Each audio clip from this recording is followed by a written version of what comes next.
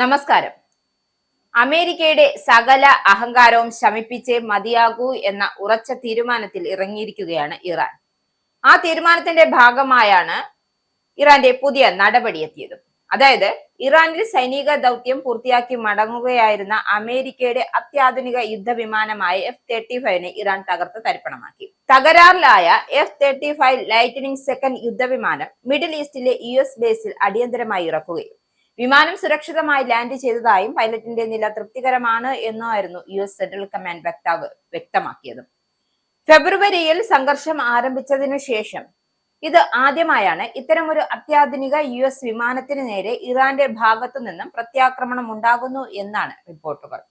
കാരണം ഇറാനെ ദ്രോഹിക്കാവുന്ന തരത്തിലെല്ലാം അമേരിക്ക ദ്രോഹിച്ചു. അവസാനം തിരിച്ചടി തുടങ്ങിയപ്പോൾ അത് അമേരിക്കയ്ക്ക് താങ്ങാൻ കഴിയാത്ത വിധമായിരിക്കുന്നു എന്നതാണ് വാസ്തവം. ഏതായാലും സംഭവത്തെക്കുറിച്ച് ഔദ്യോഗിക അന്വേഷണം ആരംഭിച്ചിട്ടുണ്ട്. എന്നാൽ തകരാറ് സംഭവിച്ചത് ഇറാന്റെ ആക്രമണത്തിലാണ് എന്ന് US സ്ഥിരീകരിച്ചിട്ടില്ല. അതെങ്ങനെ സ്ഥിരീകരിക്കും? അതായത് തകരാറിലായത് ഇറാൻ കാരണമാണ് എന്ന് സമ്മതിച്ചാൽ അവിടെ US തോൽവി തുടങ്ങി എന്ന് ട്രംപ് സമ്മതിക്കേണ്ടി വരും. അതുകൊണ്ടാണ് ഇത്തരത്തിലൊരു സ്ഥിരീകരണം നടത്താൻ US വിസമ്മതിക്കുന്നത്. എന്തായാലും $10 കോടി വിലമതിക്കുന്നതാണ് ഈ F-35 ലൈറ്റനിങ് സെക്കൻഡ് യുദ്ധവിമാനം.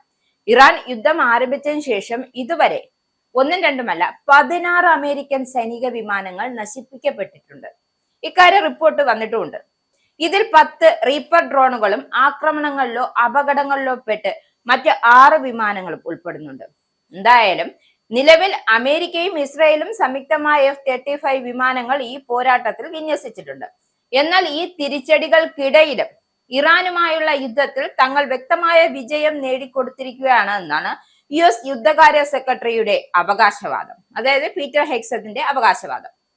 അമേരിക്കയുടെ താല്പര്യങ്ങൾക്കും നിബന്ധനകൾക്കും അനുസൃതമായാണ് യുദ്ധം മുന്നോട്ട് പോകുന്നതെന്നും ഓപ്പറേഷൻ എപ്പിക് ഫ്യൂറി എന്ന് പേരിട്ടിരിക്കുന്ന ഈ സൈനിക നീക്കം വളരെ കൃത്യതയുള്ളതും നിർണായകവുമാണ് എന്നാണ് പെന്റഗൺ നടത്തിയ വാർത്താ സമ്മേളനത്തിൽ അദ്ദേഹം വ്യക്തമാക്കിയത്. അമേരിക്ക ഫസ്റ്റ് എന്ന നയത്തിൽ അധിഷ്ഠിതമായ ലക്ഷ്യങ്ങളിൽ മാറ്റമില്ല എന്നാണ് അദ്ദേഹം കൂട്ടിച്ചേർത്തത്. ഇറാനു നേരെ ഇന്നേ വരെ ഉണ്ടായിട്ടുള്ളതിൽ വെച്ച് ഏറ്റവും വലിയ ആക്രമണമാണ് സാക്ഷ്യം വഹിക്കാൻ പോകുന്നത് എന്നാണ് ഹെഗ്സത്തിന്റെ മുന്നറിയിപ്പ്.